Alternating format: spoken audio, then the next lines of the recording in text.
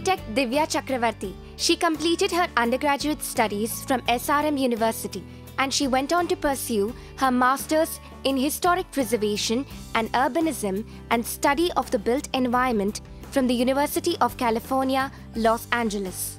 She went on to work for the Department of Planning and Preservation for the city of Pasadena, California. She also did a brief stint of work for Historic Scotland, Edinburgh, UK. She had also worked on conservation projects like Kalsa Mahal, Gokhale Hall in Chennai, and Marimalappa Educational Trust in Mysore.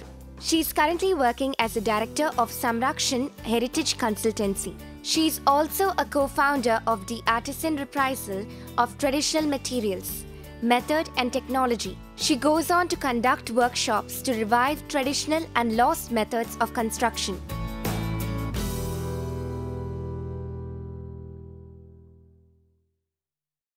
Welcome to the UGC lecture series for Bachelors of Architecture. The subject we are discussing is environmental science. The topic we are delving into is environmental pollution. In this lecture, we will be looking into water pollution, soil pollution, marine pollution. Now to move on to the hydrological cycle, you have two main processes, precipitation and evaporation.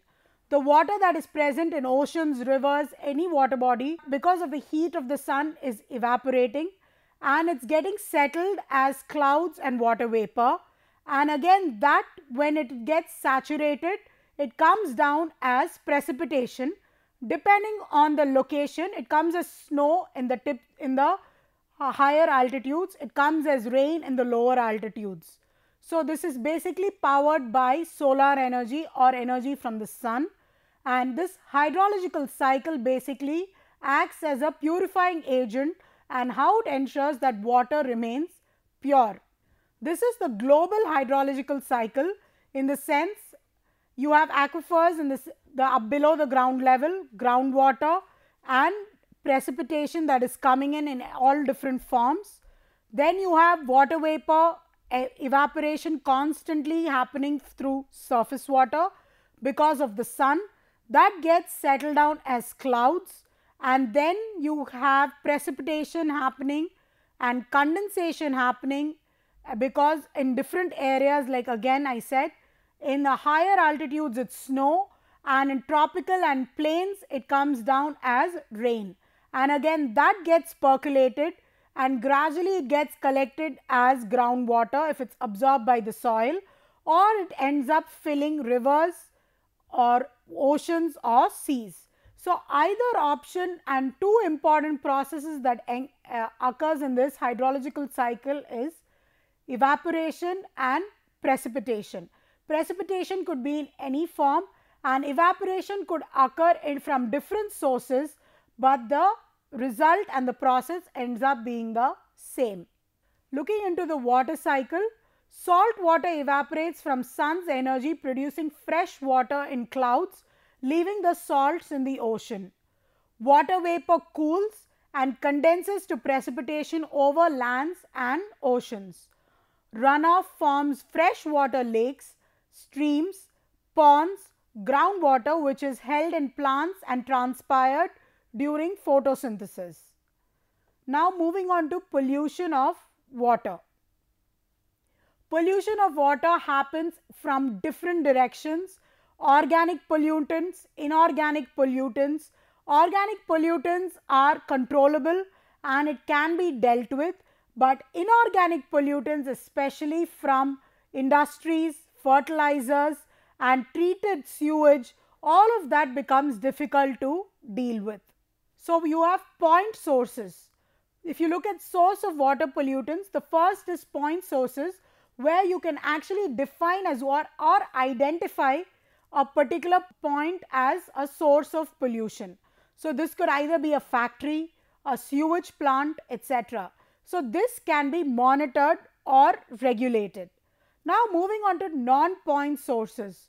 No one single source, but a wide range of sources, like runoff from urban areas. You can't pinpoint that this house is giving out more effluents than this house, but generally you will realize that one particular city or a particular area has a more polluted runoff than the rest. Similarly with the farmland, you won't know which acre or which piece of land is getting more polluted water, but overall you will realize that there is more polluted farmlands. So non-point sources are much more difficult to monitor and control. Pollution of water, you have industrial pollution and surface pollution, groundwater contamination, sewage pollution, oil as well as thermal pollution. So, you look at surface water contamination, you have hazardous dumps and wastes, runoff from cities, runoff from roads. Road runoff could be any oil residue from all kinds of vehicles, pollutants, all of that is also part of the runoff. Fuel, chemical storage, feedlots and manures. Then you have pesticides and fertilizers. All of this wastewater is entering, seepage, and then it enters your surface water, which could be rivers, lakes or streams.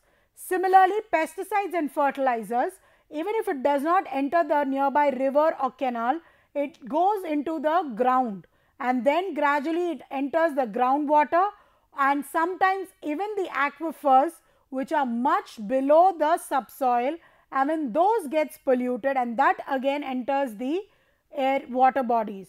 So, water pollution can occur as a combination with air as well as soil pollution. Water pollutants, industrial effluents, you have this wastewater mainly contains acids, alkalis, salts, poisons, oils and in some cases harmful bacteria.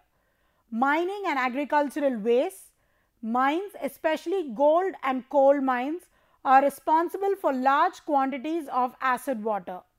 Agricultural pesticides, fertilizers, herbicides may wash into rivers and stagnant water bodies. Sewage disposal and domestic waste, sewage as well as domestic and farm waste are often allowed to pollute rivers and dams. So, this again is a misconception. So, once your crops and all of those are getting polluted because of fertilizers and the animals like other farm animals are going to consume this, their manure which can be used considered a safe fertilizer no longer remains safe. Their excreta also becomes polluted because of metal content in that, and that again can enter the soil or enter the groundwater or sometimes directly enter the surface running water like canals or rivers.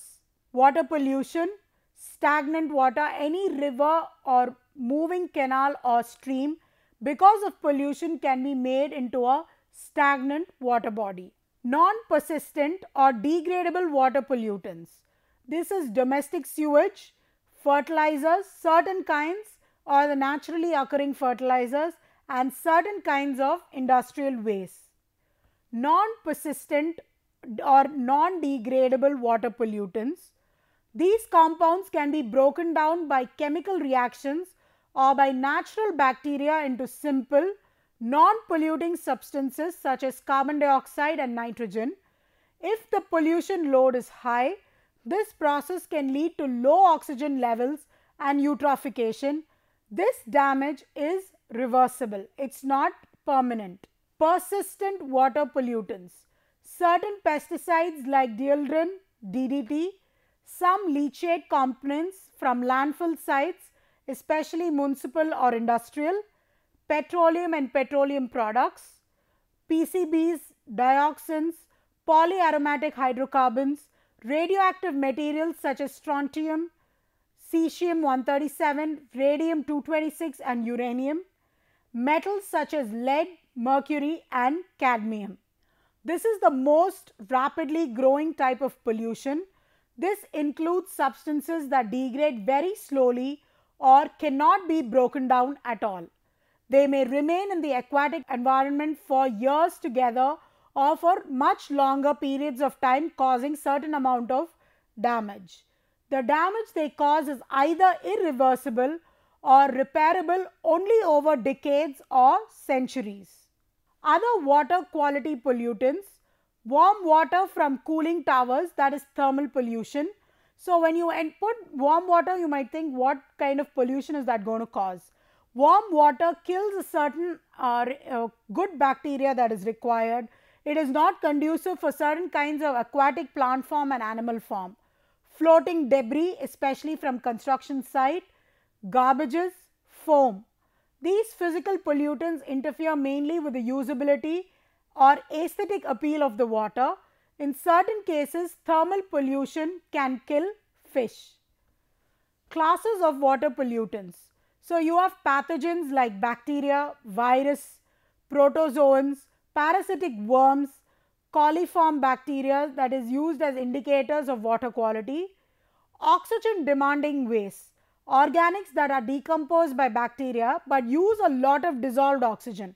So, that becomes very bad as well, because if it absorbs all of these bad pesticides and all of these wastes that consume a lot of oxygen, which means useful plants and animals in the aquatic form do not get adequate oxygen, and that means BOD is going to increase and dissolved oxygen is going to decrease.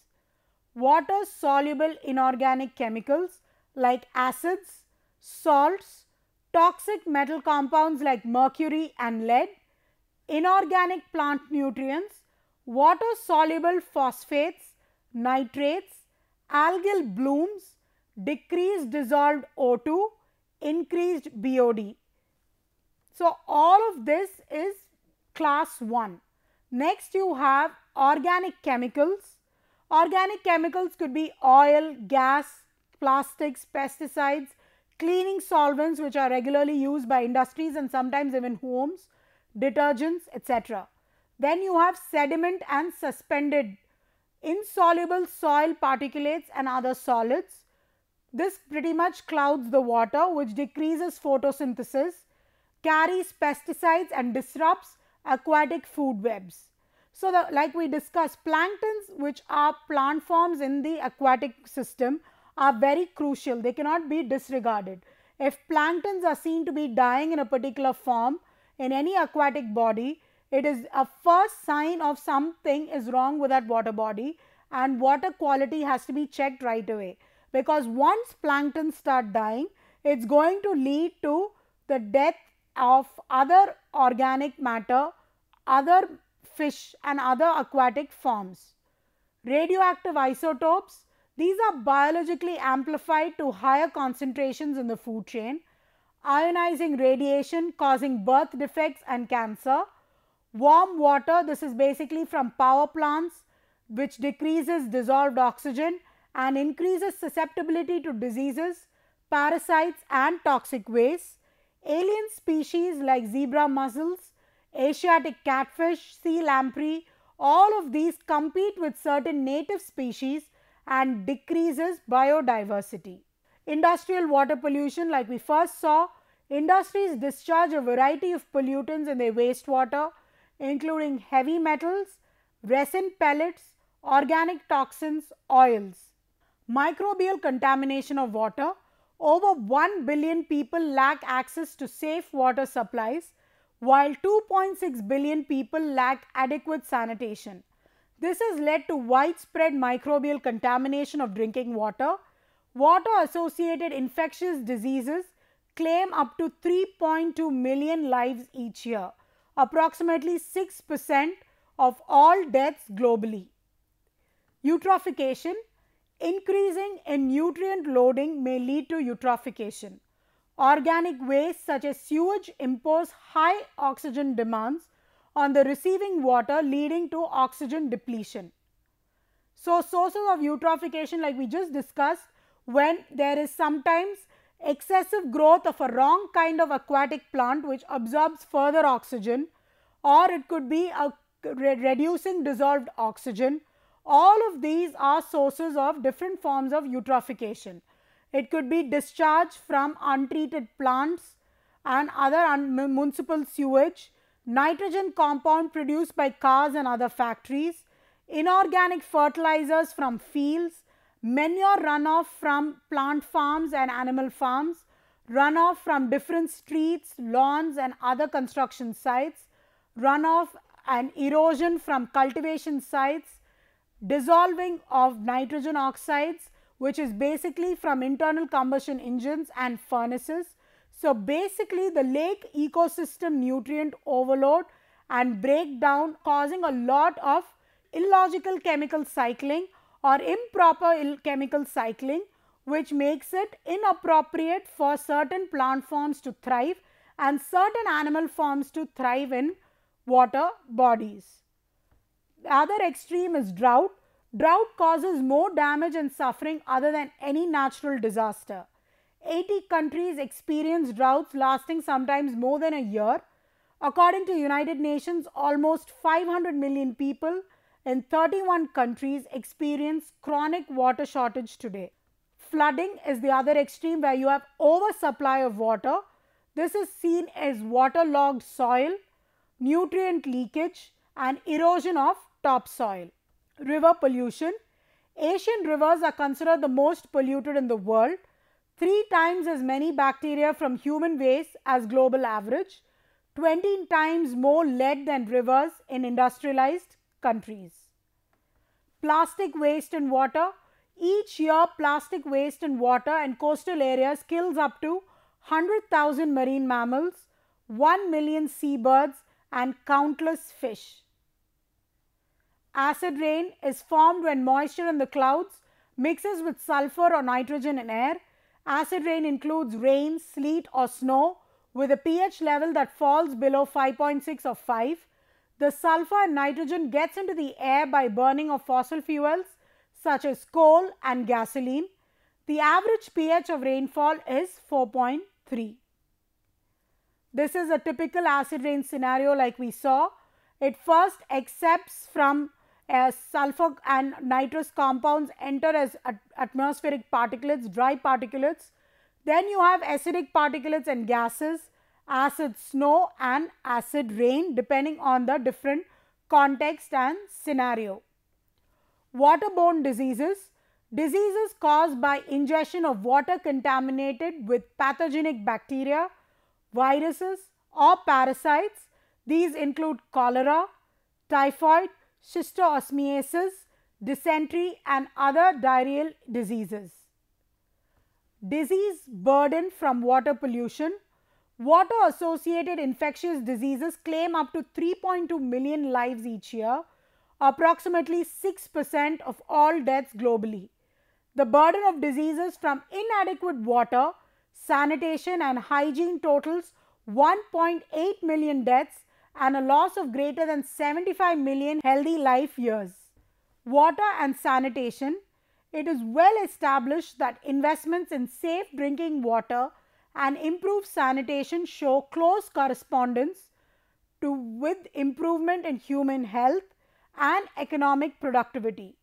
Each person needs about 20 to 50 liters of water free of harmful chemicals and microbial contaminants each day for drinking and maintaining basic hygiene.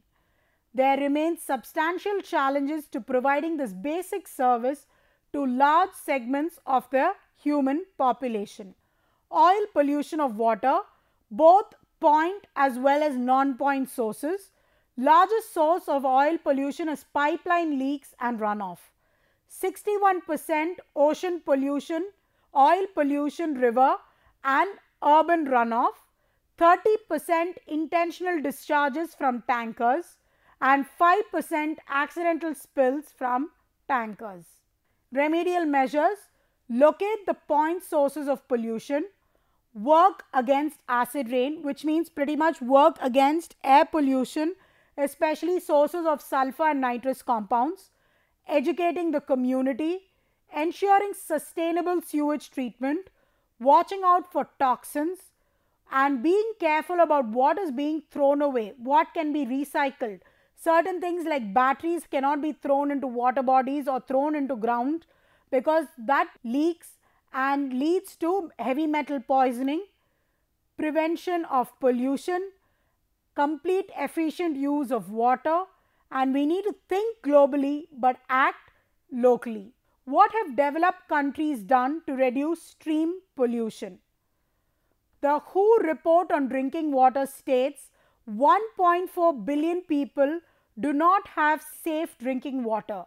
9,300 die every day from waterborne diseases. Cost of 23 billion to bring safe drinking water and sanitation to everyone over a period of 8 to 10 years. An Act of Clean Water Act was passed in 1972.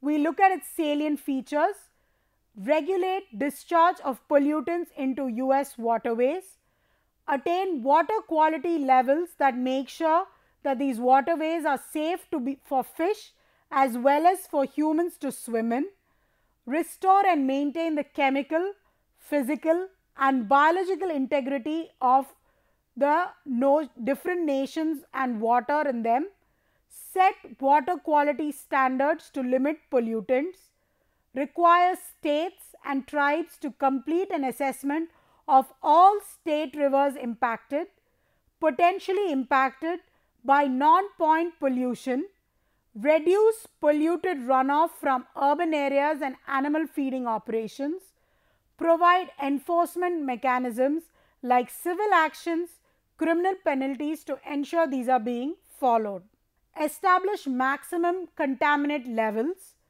regulated volatile organic compounds, required lead-free plumbing as well as paints, wellhead protection. Moving on to water purification. Water purification is the process of removing undesirable chemical and biological contaminants from raw water. It is designed to meet drinking, medical, pharmacology, chemical and industrial applications.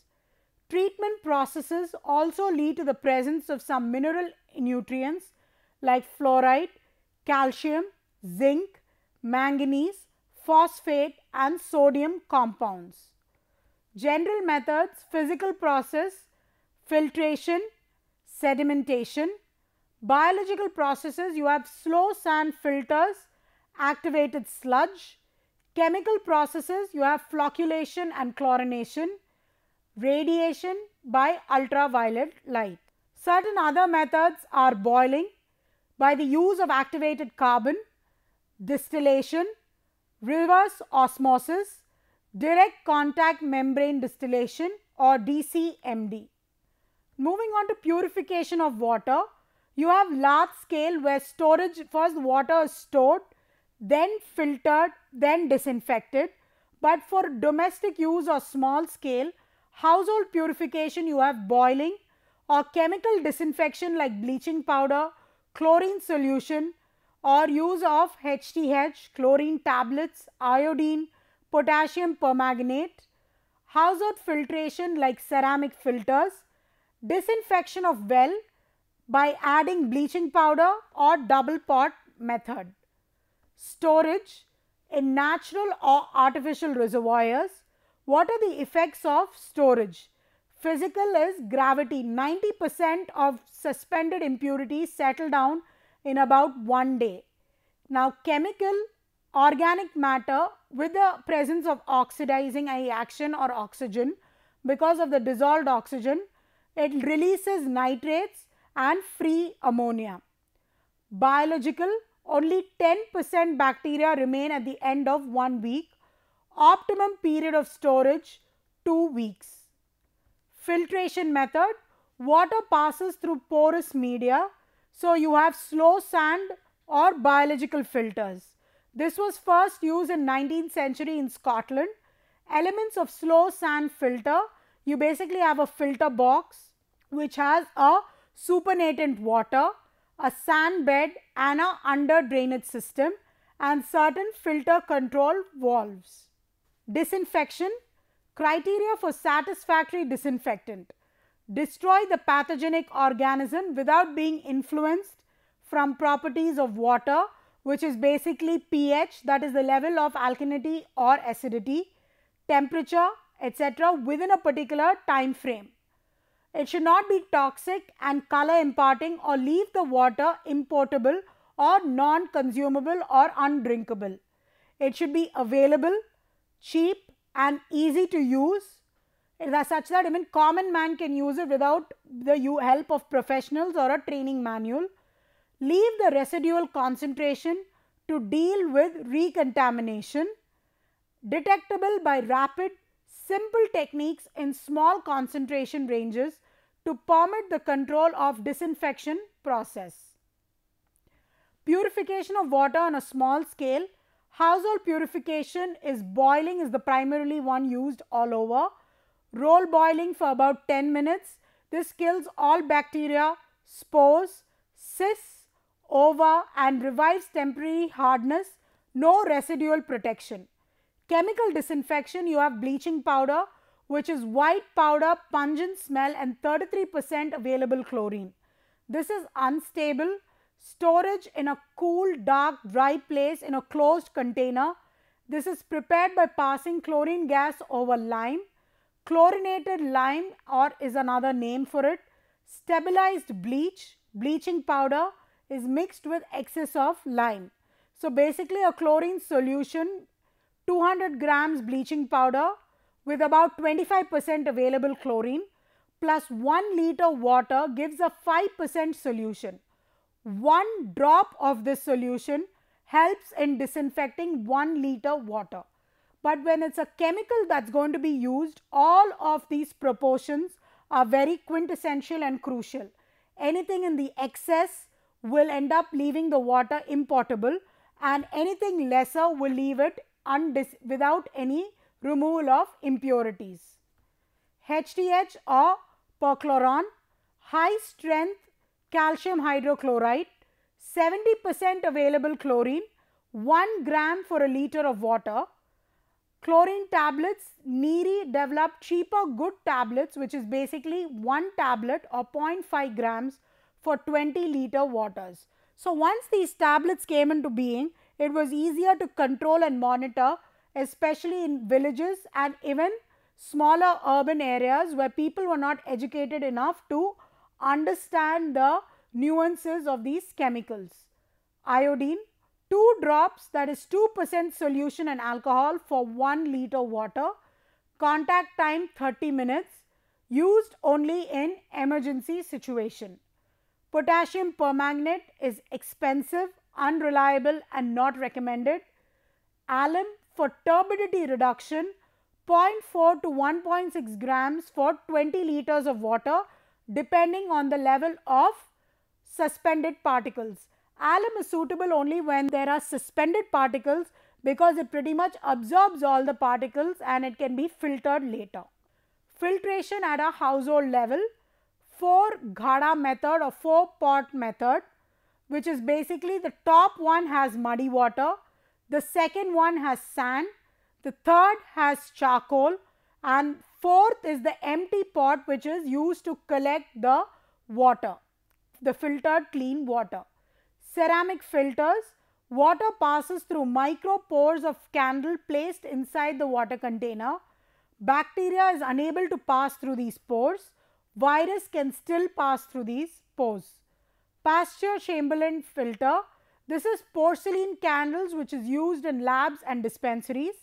Berkfield filter, infused earth candles which is less reliable. Now disinfection of well, basically this is by adding bleaching powder depending on the level or volume of the water and the level of impurities.